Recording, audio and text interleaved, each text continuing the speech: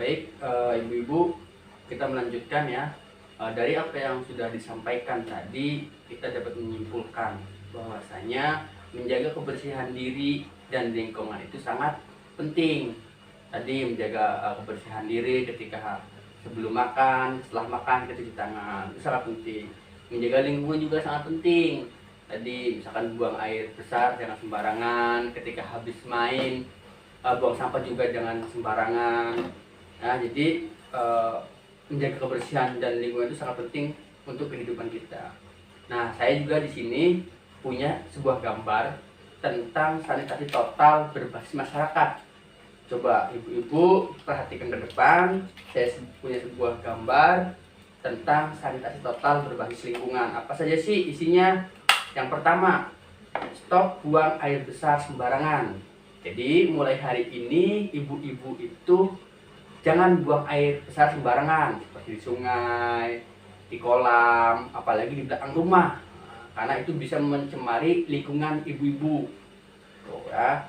Jadi stop buang air besar sembarangan. Terus yang kedua, cuci tangan pakai sabun. Tuh, Bu. Jadi cuci tangan pakai sabun itu sebenarnya dari dulu sudah ada.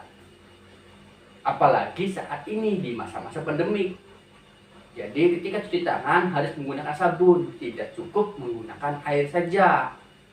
Tuh Bu ya, jadi cuci tangan itu harus menggunakan sabun, itu yang kedua. Terus yang ketiga, mengelola air minum dan makanan rumah tangga. Jadi harus dikelola air minum dan makan rumah tangga itu. Terus yang keempat, mengamankan sampah rumah tangga. Nah, ini juga penting untuk menjaga lingkungan kita. Jangan sampai sampah-sampah rumah tangga kita dibuang sembarangan, karena itu salah satu yang menyebabkan lingkungan tercemar. Sehingga tadi ada penyakit diare, gatel-gatel, cacingan, materi yang tadi sebelumnya itu juga disebabkan karena lingkungan kita kotor. Terus yang terakhir, mengamankan limbah cair rumah tangga. Tuh, seperti sabun, bekas sabun cuci piring, bekas sabun cuci baju, itu juga jangan dibuang sembarangan. Kita bikin salurannya, kita dibuang ke tempat yang memang disediakan, sehingga bekas limbah cair rumah tangga itu tidak merusak lingkungan sekitar.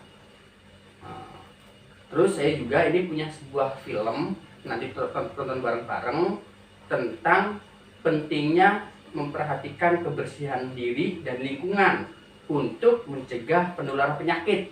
Tadi seperti penyakit diare, cacingan, demam berdarah. Itu juga faktornya bagaimana cara kita memperhatikan kebersihan diri dan lingkungan. Ini ada sebuah video, nanti perhatikan bareng-bareng apa yang ada dalam video tersebut. Diperhatikan Bu ya, jangan ribut, mangga, perhatikan.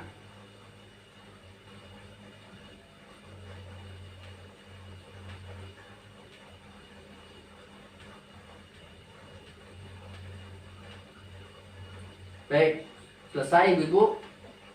Nah, gimana videonya? Jelas ya? Terdengar kan sampai belakang videonya? Oke, terdengar ya. Coba, saya pengen nanya nih sama Ibu Sri Muntaha. Coba, Ibu Sri, apa yang dilihat atau didengar Ibu dalam film atau video tadi? Wah, Ibu Sri fokus nih, betul tadi. Ada anak yang buang air sembarangan. Tuh, sehingga akhirnya sakit. Oh, betul. Nah, ini Ibu Sri memperhatikan ini. Coba kalau Ibu Siti, gimana Ibu Siti? Apa yang bisa dilihat atau yang bisa didengar dari film tadi atau video tadi? Nah, betul tuh kata Ibu Siti, ibu-ibu. Dalam film tadi juga katanya gini Pak, anak bermain kotor-kotoran tapi tidak cuci tangan, sehingga sakit. Karena tadi habis kotor-kotoran nggak cuci tangan terus makan.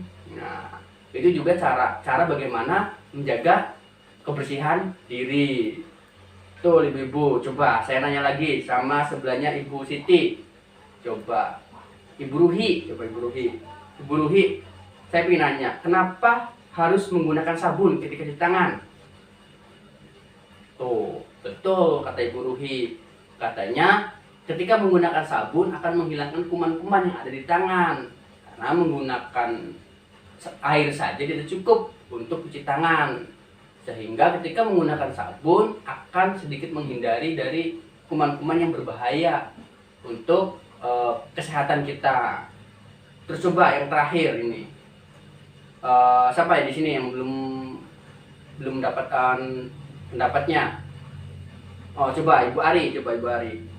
Ibu Ari, saya mau nanya nih, kenapa kita harus mencuci tangan pakai sabun?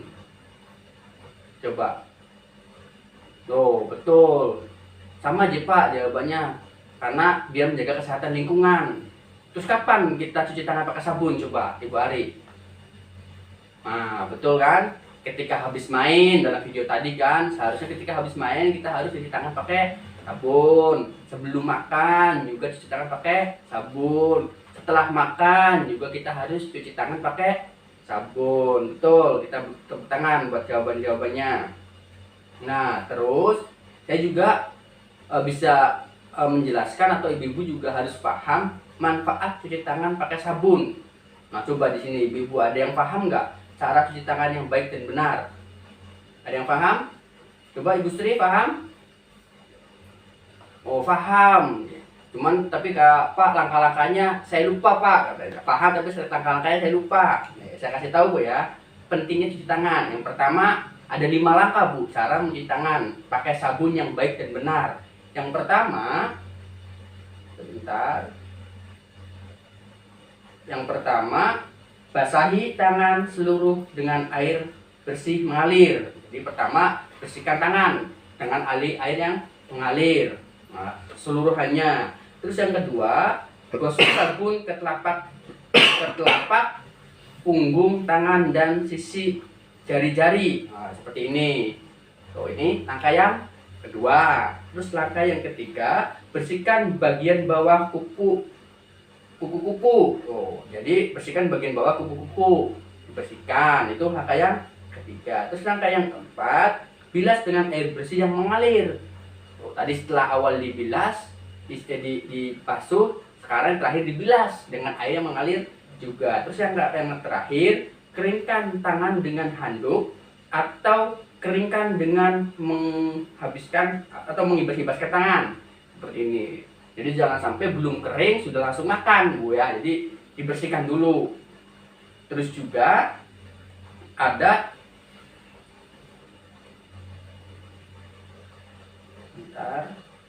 cara mencuci tangan yang baik itu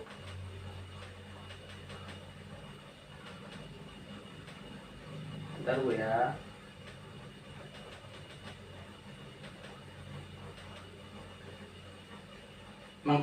Yang pertama, kapan sih kita harus cuci tangan? Yang pertama, sebelum dan sesudah makan. Yang kedua, sebelum mengelola dan menghidangkan makanan. Terus yang ketiga, sebelum menyusui, bagi ibu-ibu yang lagi menyusui. Terus yang keempat, sebelum memberi makan bayi, balita. Jadi ketika sebelum kita memberikan makan bayi dan balita, kita harus cuci tangan. Itu penting Bu ya. Yang kelima, sebelum buang air besar atau air kecil dan menceboki bayi. Nah, itu juga harus cuci tangan. Dan yang terakhir, sesudah memegang hewan peliharaan atau unggas.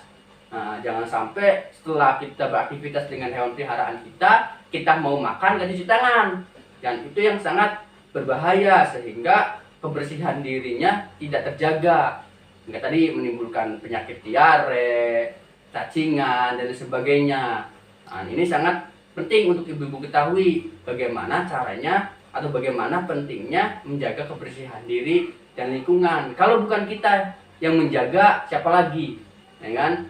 Menjaga diri kita adalah kita sendiri. Yang menjaga lingkungan juga ya kita sebagai warga atau masyarakat yang ada di lingkungan itu. Tidak bisa mengandalkan orang lain menjaga lingkungan di sekitar kita. Nah, jadi itu ya Bu ya, sebelum kita lanjut ke materi, itu dulu yang perlu dipahami.